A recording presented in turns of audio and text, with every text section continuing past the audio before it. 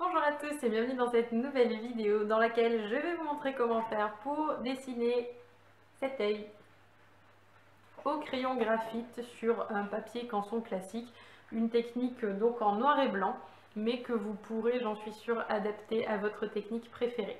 Parce que au final, ce qui est important, c'est surtout les contrastes. Donc je vais faire ce dessin avec certaines parties en accéléré, d'autres en temps normal. J'essaie de faire en sorte que ça dure pas trop longtemps, mais que quand même vous puissiez voir comment je travaille sans trop de difficultés.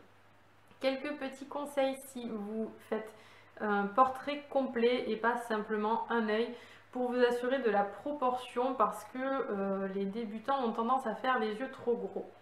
Parce qu'ils savent très bien que c'est la partie la plus importante du portrait et donc ils ont envie de mettre l'accent dessus inconsciemment. Et du coup, les yeux sont souvent un petit peu trop gros par rapport au reste du visage. Donc faites attention à ça. Quelques repères pour ne pas vous tromper. En général, le coin interne de l'œil est à peu près au-dessus de l'aile du nez. Alors si c'est pas pile poil au-dessus, ce n'est évidemment pas grave. Il vous suffit de repérer à peu près l'écart qu'il y a et de le reporter sur votre dessin. La distance entre les deux yeux est à peu près égale à la taille d'un œil entre le coin interne et le coin externe. Et enfin, sachez que la distance entre les yeux et le bas du nez est à peu près égale à la distance entre le bas du nez et le menton. Ça, c'est des petits repères. Encore une fois, ça dépend des gens, mais c'est pour vous assurer de ne pas être trop disproportionné. Voilà.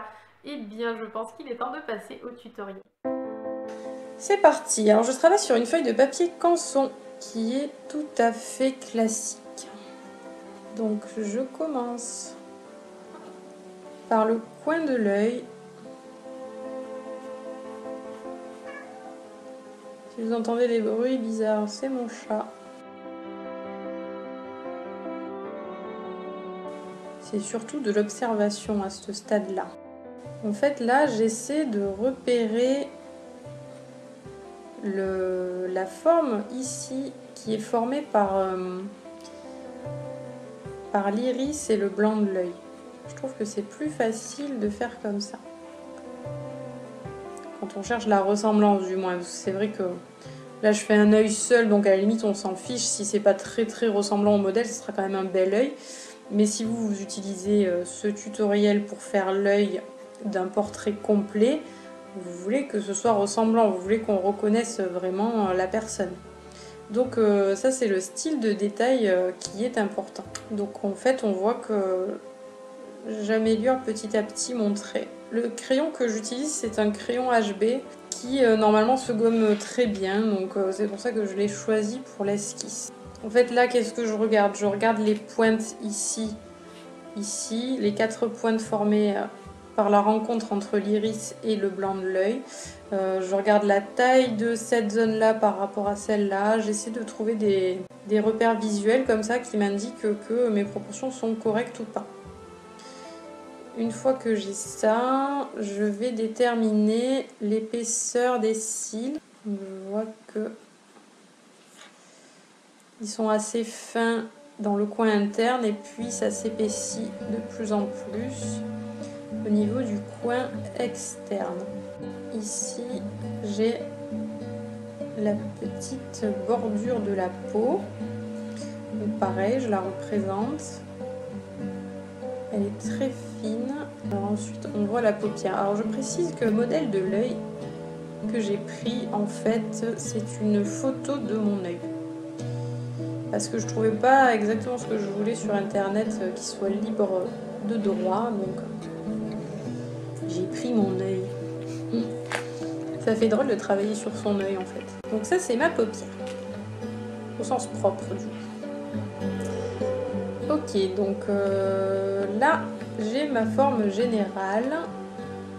La pupille à peu près au centre. Et puis le sourcil. Alors je fais pas une ligne horizontale pour représenter le sourcil. Je commence directement en faisant les petits poils. Parce que si je fais une ligne horizontale, après ça va être un petit peu ennuyeux à faire disparaître. Elle va toujours se voir par... je switch mon crayon. Je prends un 8B qui va être beaucoup plus foncé. Alors d'abord je vais tracer mon reflet, alors ça j'ai oublié, alors que c'est hyper important. L'œil a toujours un reflet lumineux, c'est ça qui va donner la vie à votre portrait. Donc ce reflet, je le repère direct. Il ne faut pas l'oublier parce que si vous mettez de la couleur ou du noir dans votre iris de partout et que vous avez oublié de laisser de la place pour ces reflets, eh bien vous allez être embêté pour pouvoir les faire par-dessus une zone déjà colorée parce que vous n'aurez jamais le blanc parfait du papier. Donc il faut les repérer tout de suite. Donc là en l'occurrence moi c'est une baie vitrée qui se reflète dedans, donc ça fait les rectangles de la baie. Maintenant donc avec mon crayon plus foncé je viens colorer la pupille. La pupille est généralement la partie la plus noire du dessin. Donc j'ai pas peur d'appuyer. Comme je sais que ça c'est la zone la plus sombre en fait, le fait de la faire en premier va me permettre de me baser dessus pour les autres valeurs de l'œil. C'est-à-dire que je vois qu'elle est très noire et je vois que ici j'ai une ombre qui est quasiment aussi noire que celle de ma pupille. Donc je la fais avec le même crayon. Et en fait c'est ça, le travail c'est de repérer toutes les zones qui sont aussi noires que la pupille. Ensuite je vais repérer celles qui sont un petit peu moins noires, un petit peu moins noires et ainsi de suite. C'est comme ça qu'on obtient de beaux contrastes. Alors, je vais prendre un crayon un peu moins noir maintenant, le 4B. Et je vois que j'ai une zone plus foncée ici. Donc je viens la faire avec mon crayon. Vous voyez qu'en fait le sens du trait est toujours vers le centre de l'œil. Maintenant, je vais venir estomper ce que j'ai fait. Ça c'est une estompe pour ceux qui ne connaissent pas. Et ça sert à adoucir les traits. Je m'en sers aussi ici pour étaler en fait le graphite. Et toujours le sens du trait en direction du centre de l'œil. Chez l'être humain, c'est comme ça. Maintenant, je vais accentuer certains traits qui vont vers l'intérieur. J'essaie de repérer la zone la plus sombre. Donc je vois qu'ici, par exemple, c'est dans l'ombre. Donc je vais venir accentuer cet endroit-là. Maintenant, je vais prendre ma gomme et je vais venir faire des petits reflets. Je repasse au 4B pour foncer un petit peu l'iris. Ensuite, je prends un crayon beaucoup plus clair, donc je vais reprendre celui avec lequel j'ai fait mon esquisse, c'est-à-dire le HB. Et je viens ici foncer le coin de l'œil. Ensuite, si je regarde mon modèle, je peux voir que la paupière est particulièrement noire. Ici, le pli est très contrasté. Donc je reproduis ce contraste. Alors n'utilisez surtout pas la même estompe pour vos dessins au pastel et pour vos dessins au graphite. Séparez-les. Une erreur assez commune est de laisser le blanc blanc. Et vous ne voulez pas ça. Parce que l'œil, c'est une sphère en fait. Donc, si vous faites une sphère sans aucune ombre, vous obtenez un cercle. Pour lui donner son aspect sphérique, il faut lui faire des ombres. Donc, c'est pour ça que le blanc de l'œil, en fait, ça va être des nuances de gris. Parce que je travaille en noir et blanc. Mais si vous travaillez en couleur, le blanc de l'œil, il va beaucoup refléter son environnement. Donc en général, il reflète la peau, donc il a différents roses. Il peut aussi avoir des bleus et des gris. Pour faire les ombres du blanc de l'œil, j'utilise même pas de crayon. Je fais directement avec mon estompe qui contient déjà du graphite parce que je m'en suis déjà servi. Comme ça, je suis sûre d'avoir des ombres suffisamment douces et légères. Et je veux pas de trait de crayon dans cet endroit-là qui est parfaitement lisse. Alors j'en profite pour réestomper le contour de l'œil parce que je trouve qu'il est un peu granuleux du fait de la texture du papier tout simplement. Donc j'essaie de le rendre plus doux.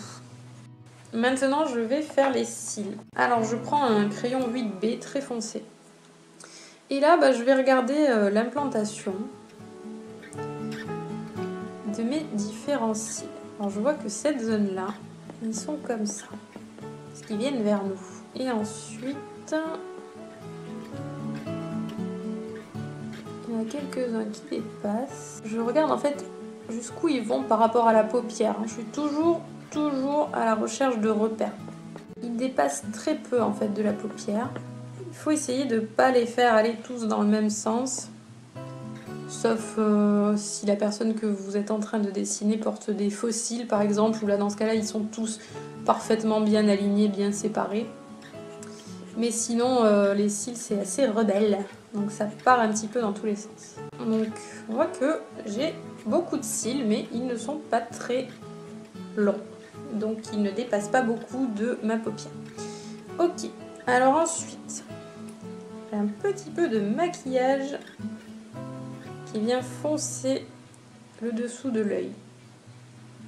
Mais c'est léger. Bon, évidemment, si vous faites un homme, vous n'avez pas besoin de foncer autant. Maintenant, je vais faire les cils du bas de l'œil. Donc, eux aussi sont très foncés. Ils sont moins nombreux.